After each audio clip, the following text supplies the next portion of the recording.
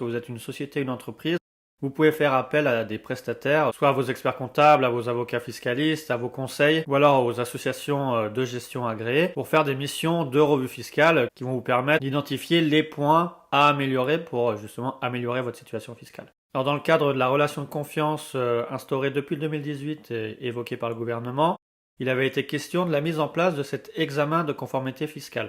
Alors aujourd'hui c'est chose faite, puisque depuis la parution du décret et de l'arrêté du 13 janvier 2021, on a plus de visibilité sur cet examen de conformité fiscale, sur ce qu'il contient, ce qu'il permet d'obtenir pour l'entreprise, notamment en cas de contrôle ultérieur de l'administration fiscale. Alors c'est ce qu'on va voir dans cette vidéo, on va voir comment fonctionne cet examen de conformité fiscale, quels sont les 10 points fiscaux qui vont être regardés par le prestataire auquel vous, société ou entreprise, vous allez faire appel pour justement certifier votre conformité fiscale auprès de l'administration fiscale. On va voir également que ce dispositif est très intéressant pour les sociétés et les entreprises. Il va concerner toutes les sociétés et toutes les entreprises, quel que soit leur régime d'imposition, leur taille, leur chiffre d'affaires. Et comme on l'a dit précédemment, il va porter sur 10 points fiscaux essentiels. Donc c'est ce qu'on va détailler dans la vidéo et voir comment mettre en place, si vous le souhaitez, cet audit fiscal pour vos exercices clos à compter du 31 décembre 2020.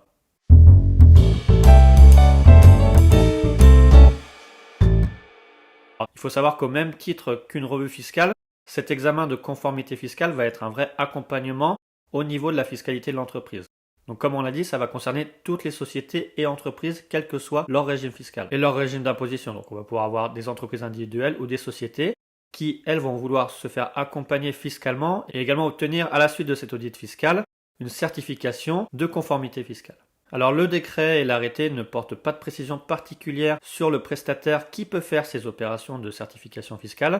Bien sûr, en premier lieu, on peut penser aux professionnels du chiffre, experts comptables, commissaires aux comptes, des avocats fiscalistes, des associations de gestion agréées. Mais pour le moment, à défaut de précision, tout professionnel spécialisé en fiscalité pourra mener à bien cet audit fiscal.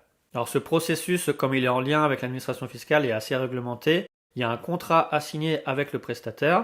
Le contrat est assez normé puisqu'il y a des modèles qui sont fournis par l'administration fiscale. Et bien sûr, l'examen de conformité fiscale va porter par principe sur 1 an. Il y aura la liste des points d'audit qui vont être vérifiés, également les obligations de chaque partie et bien sûr la rémunération du prestataire. Alors comme j'ai dit, cet examen de conformité fiscale ressemble à une revue fiscale mais qui va porter juste sur 10 points fiscaux spécifiques. Donc l'arrêté nous donne une liste justement de ces points fiscaux à identifier et à regarder par le prestataire. Le premier point qui est bien sûr un des points essentiels, c'est la conformité de la copie des fichiers d'écriture comptable, donc du FEC, par rapport aux dispositions du livre des procédures fiscales.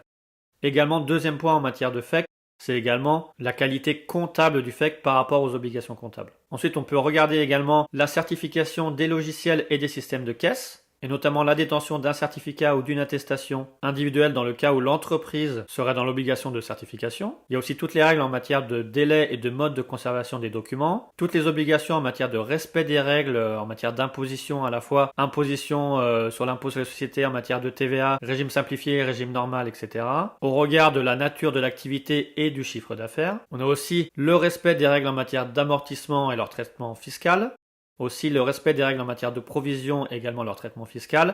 Également les règles de détermination des charges à payer et leur traitement fiscal ou les règles en matière de charges exceptionnelles et leur traitement fiscal. Et enfin bien sûr, le respect des règles en matière de TVA, notamment au titre de l'exigibilité de la TVA, du côté TVA déductible ou TVA collectée. Donc on l'a vu, ça couvre quand même un champ large de revues fiscales et qui va permettre justement, si vous souhaitez faire appel à un prestataire, de procéder à cet audit fiscal et à cet examen de conformité fiscale.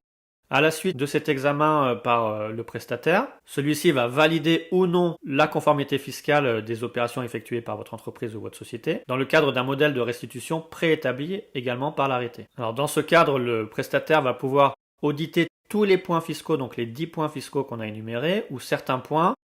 Il va pouvoir valider certains et refuser d'autres, ou même refuser tous les points, selon la situation de l'entreprise ou de la société. Et dans ce cas, si tous les points sont refusés, le prestataire va faire une lettre d'absence de conformité fiscale qui sera transmise à l'administration fiscale. Et la déclaration en amont qui avait été faite à l'administration, comme quoi un examen de conformité fiscale serait déclenché, va être considérée comme nulle.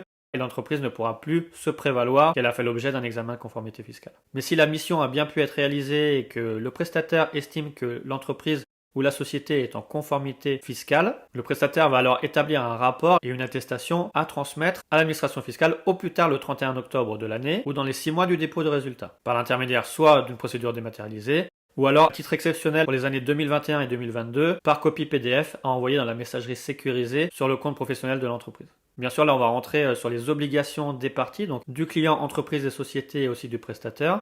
Cette attestation et tous les documents liés à cet examen de conformité fiscale vont être obligés d'être détenus à disposition de l'administration fiscale en cas de contrôle, bien sûr, et jusqu'au délai de reprise, donc qui est normalement 3 ans. Le prestataire que vous aurez choisi, bien sûr, va devoir s'engager à respecter ses obligations professionnelles et notamment le secret professionnel. L'entreprise elle-même devra donner les documents de bonne foi pour que l'examen de conformité fiscale soit fait de manière cohérente et puisse permettre d'établir une vraie conformité fiscale des activités de la société ou de l'entreprise. Et ce qui est important, c'est l'effet de l'examen de conformité fiscale en cas de contrôle fiscal ultérieur. Puisque d'un côté, en fait, à partir du moment où l'entreprise va mentionner qu'elle a choisi de mettre en place cet examen de conformité fiscale à l'administration fiscale, elle va pouvoir, en cas de contrôle ultérieur, et si des points sont redressés et avaient été quand même validés dans le cadre de cet examen de conformité fiscale, elle va pouvoir bénéficier d'une tolérance et éviter ainsi l'intérêt de retard et les majorations, puisque cette mention de l'examen de conformité fiscale vaudra mention expresse d'une position par la société et pourra être opposée à l'administration fiscale en cas de contrôle. De même, cet examen de conformité fiscale va permettre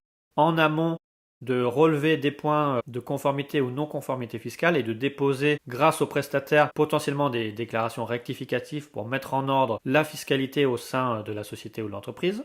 Et enfin, un point très important pour l'entreprise, c'est que en cas de contrôle fiscal et en cas de redressement sur des points qui avaient été validés dans le cadre de l'examen de conformité fiscale par le prestataire, l'entreprise sera en droit de réclamer un remboursement des honoraires, en partie sur les points qui ont été redressés par l'administration fiscale, et contrairement à la validation initiale qui a été faite dans l'examen de conformité fiscale.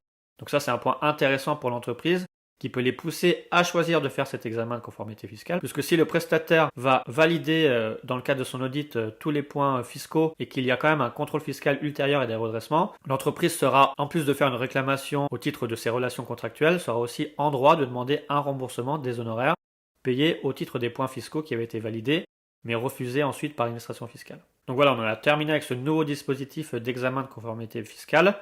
C'est comme les revues fiscales qui sont déjà pratiquées pour les entreprises, un audit fiscal sur des points précis. Donc on a vu les 10 points fiscaux à traiter qui peuvent faire l'objet d'une validation par le prestataire au titre de leur conformité fiscale. Et ça permet aussi également de réduire en amont tous les risques fiscaux par l'intermédiaire d'un dialogue avec votre prestataire.